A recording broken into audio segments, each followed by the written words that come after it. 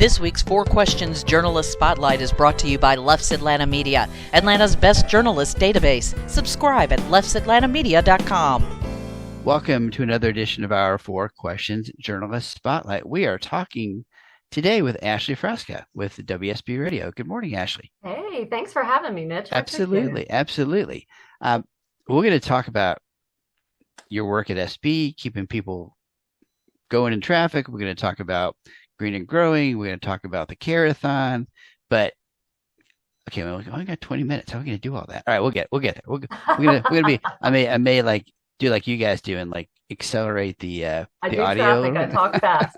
All right, so tell me first about what your duties and responsibilities are at WSB Radio. We'll start from there. After 13 years at WSB, really my roles have evolved just simply because I've never said no to anything. I've been anxious to try everything in that building. And so currently I'm the morning drive traffic reporter during Atlanta's morning news, Monday through Friday.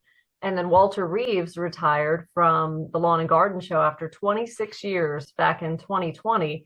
And I was his producer for about 8 of those years. So Pete Spriggs, our program director at the time, was like, hey, why not? You're more familiar with the show than anybody else. You want to host a garden show? And I did not see that one coming. But currently my 3rd year of hosting Green and Growing on Saturday mornings, and I love it. Okay, and Green and Growing airs Saturdays from what time to what time? Saturday morning on 95.5 WSB from 6 to 9. And Walter back in the day used to do 6 to 10. I don't know how he did it. 3 hours and 4 hours. That's like a day's worth of difference. See, and is there like a special website or anything where people can find like archive podcasts, or just go on WSBradio.com? Yep. If they go on WSBradio.com/green and growing. And I have a big presence on the Facebook page. I just don't have the bandwidth right now to do my own website, but the Facebook page seems to touch a lot of people, give a lot of current information. So just search Facebook for Green and Growing WSB. Yeah. It's you get such interesting questions sometimes, and sometimes they're kind of, I'm usually listening like the second hour because I don't quite get up there early on Saturday sometimes. I can't blame you. So I listen to the second part of the show, but it's just interesting. I got this bug and I don't know what it is, and here's it's like you can't like hold it up on a radio and say here's what it looks like, so you have to describe it, right? So hard. Do you want to hear the silliest question we've ever gotten? Absolutely. Mitch? All right, I had some tree guys on about a year ago, and an older gentleman called and said, I want a lower branch on my tree so that I can do a tire swing for the kids. I mean, he, in a roundabout way got to that question. Me and the arborist are looking at each other, and of course, thank goodness the listener couldn't see. We were like, wait, ask that question one more time. He wanted to know what chemical he could use to sprout a new limb or branch off that tree at just the right height. And I thought, oh gosh, so we had to explain biology, very basic 101. I do sometimes look at my backyard and think, I wish I had another tree right here closer to this other tree so I can set up my hammock easier, because it's just not quite, I don't have 2 trees quite in the right spot to set up my hammock, so I have to hook it on a fence or something. It's it's, as my son says, first world problems, Dad. Right, absolutely. All right, so how do you define or describe Green and Growing as what the show is, and also what it isn't? What it is, it's a show for anybody that likes the outdoors. I don't want to pigeonhole it to just gardeners, because a lot of people come up to me and say, I have a brown thumb, or I don't have a green thumb.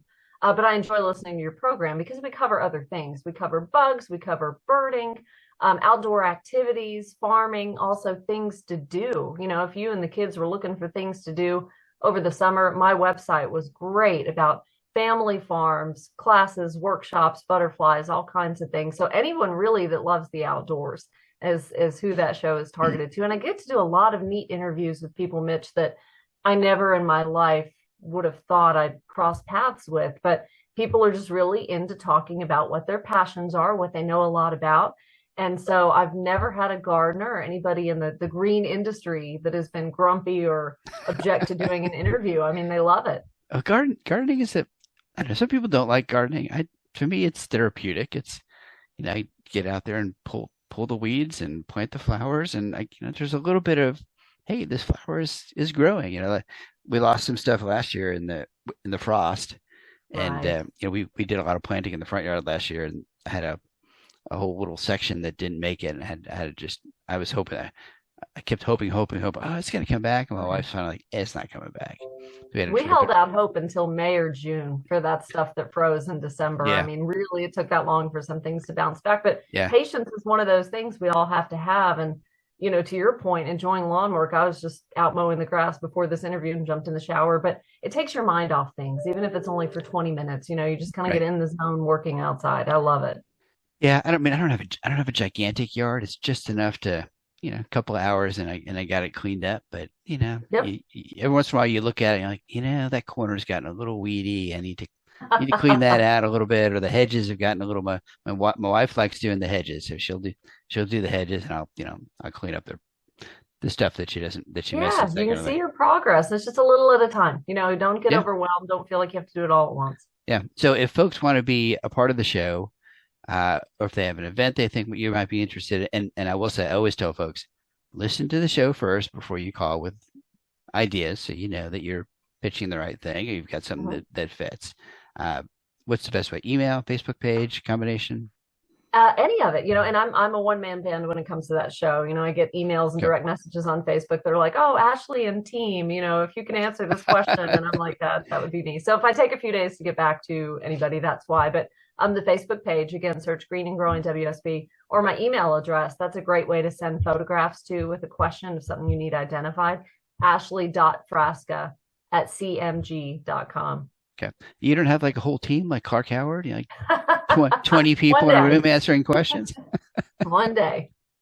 Are there, you know, we're in August now. Are there kind of looking forward to the topics that you think, hey, I want to cover this in September, I want to cover this in October? I mean, a lot of folks are still concerned with their lawns and all the weeds in their lawn. We had a lot of rain in July, and just the hot temperatures really bringing on those warm season weeds. I mean, they'll die when it gets cold, but we still got to look at them for another few months, and really starting to think about the fall vegetable garden, you know, the leafy crops and things like that. Folks getting excited about that.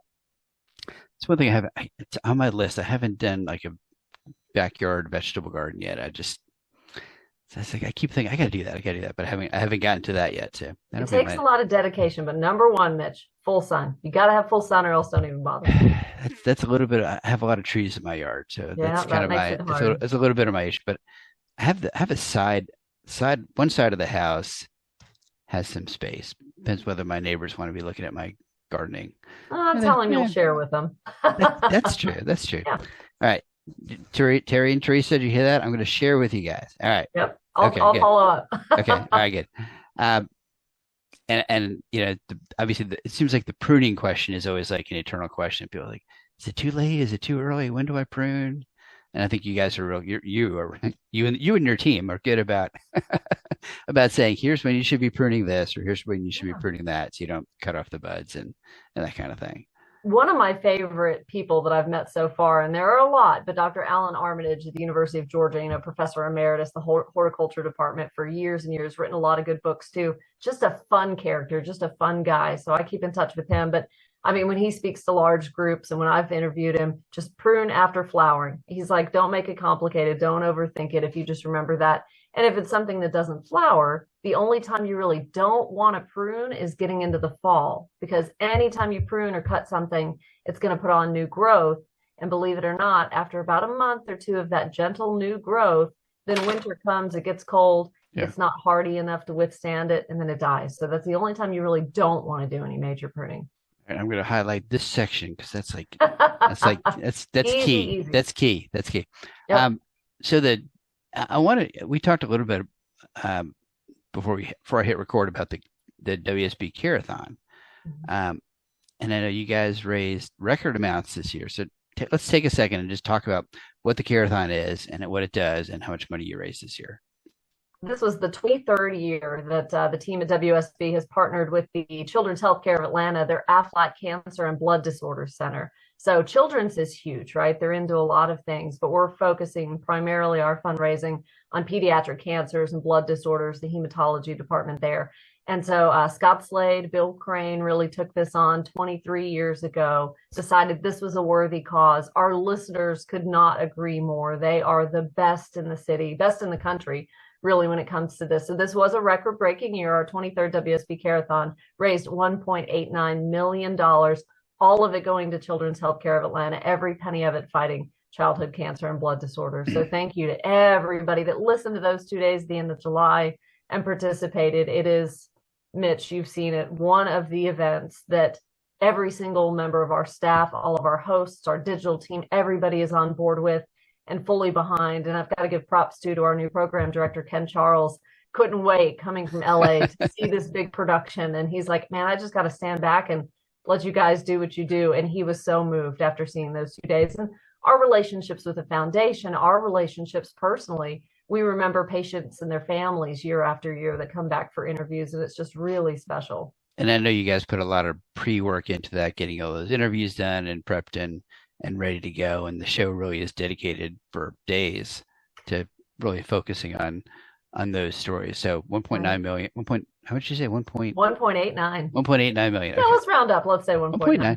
But it's not really, that relationship begins as early as March or April when I'm in touch with the foundation and we start planning it. We start asking our hosts, what do you want to offer listeners for donations, and getting in touch with those patient families. It's really a probably 6 to 7 month out of the year deal. And now that the broadcast is over, we have to pay forward those incentives that we call them, pay to have dinner with Eric Erickson or pay to have lunch with Mark Aram. So all of those events are coming up for the donors, and those are just really exciting to be spending that special time with our listeners. Yeah. And I guess we should tell folks, if they want to donate, it's never too late, right? It is never too late. That's right. WSBradio.com/Carathon. Okay. And Carathon is all one word. Just because you missed it last week doesn't mean you can't donate now. Oh yeah, we can help those families year round. Thank you. Yes. Yeah. Okay. So let's go now into the really hard question. So, oh boy. So this is the really hard question that I always ask folks that sometimes stumps people. All right. So what's the coolest thing about Ashley that people might not know? It could be a hobby, a talent, things you collect, anything, something fun like that. Well, everyone knows about gardening. Everybody knows about my Great Dane Shadow. She's 130 pounds and is taller than me. We go camping. We'll pull out the travel trailer and take her with us and just escape to the lake for a weekend. Really, Mitch, this is silly and I'm embarrassed for admitting this, but one of the most recent things in my life, had a huge crush on the Atlanta Braves left fielder Ryan Klesko when I was 12, 13, 14 years old, right around the mid-90s when they won the World Series. And actually, here we are 20-something years later. Just met the guy a couple weekends ago and lost my mind. Went down for a big party in Florida, Yeah. And he was there, and we had a great conversation. And on Facebook, I posted the picture, and all of my friends from middle school and high school were like, finally, it happened. And my husband helped facilitate it. So thanks, John. That's good. That's good. No insecurities there. That's good. That's fine. That's good. All right. So next couple of questions. You don't have to go long answers, just kind of short, quick answers. I call this kind of the lightning round. So last book you've read or the last podcast you've listened to? One of Dr. Allan Armitage's books. I was reading about 3 of them at a time, but he writes just simple, short stories aside from the garden books about perennials and the stuffier type topics. He wrote about his time in the horticulture industry with the manufacturing and the nurserymen and things all those years ago in Canada, moving to the United States. So it's interesting to hear, again, the amazing people in the horticulture industry that we come across and we meet, and the science that we learn. Right. Okay. Favorite local restaurant? I've got to go with B&B Tavern, Butcher and Bottle. And there's a location in Freeholm, which isn't too far from me in Cherokee County, and one off of Sixes Road. Amazing food, great atmosphere. All right. Favorite guilty pleasure? Tennis. Is that, I don't even know if that's a guilty pleasure. That's all right. That's good. All right. Favorite local getaway?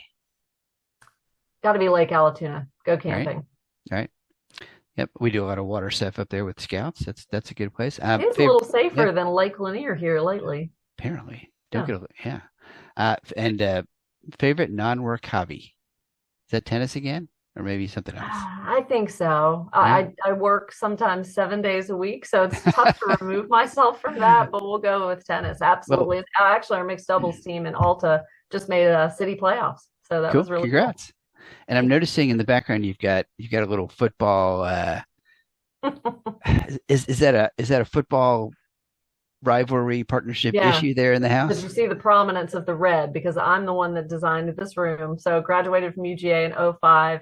Husband's a Tennessee fan, so that's all he gets. Well, plus the orange, the framing of the door. Oh, there you go. I thought I'd give him a little bit of orange on the wall, but that's it. Very good. We've been talking with Ashley Frasca, WSB Radio, about all things green and growing, the WSB Carathon, and we didn't talk too much about how to navigate Atlanta traffic, but we'll save that for. I don't know if there's an answer to that, right? There's not really. The one day that the Georgia Department of Transportation can just finish all the construction and not start a new project would be the day that I think traffic would flow great. But we're an ever evolving city and growing, so I don't see that ever happening. Well, we always when I'm out and about, I'm always flipping on somebody on the radio to tell me where to go and where not to go. In addition just when you think it can't get any crazier, we have chicken trucks that overturn, and it's not carrying chickens, it's carrying the chicken parts. We've had a zebra on the downtown connector. We've had a tiger down in Henry County at the 675 merge. We had a plane land on 285 at Peachtree Industrial. You just never know. It's another day in Atlanta. You can't script this stuff. Just another day. Ashley, thank you so much. And again, if you want to get to our archive of Journalist Spotlight podcasts, go to our website, leffassociates.com, and click on the 4 Questions Journalist Spotlight tab, or on YouTube. Oh, and don't forget to subscribe on YouTube. The YouTube, you can see the video versions, and then if you can hear the audio versions on Apple Podcasts and Spotify and all of those kinds of things, it's hard to miss. And as always, if you want to find our database of Atlanta media, go to leffsatlantamedia.com. There it is behind me there. And we'll talk to everybody in a week or two. Thanks, Ashley. I've been looking forward to this. Thanks so much, Mitch. Bye-bye.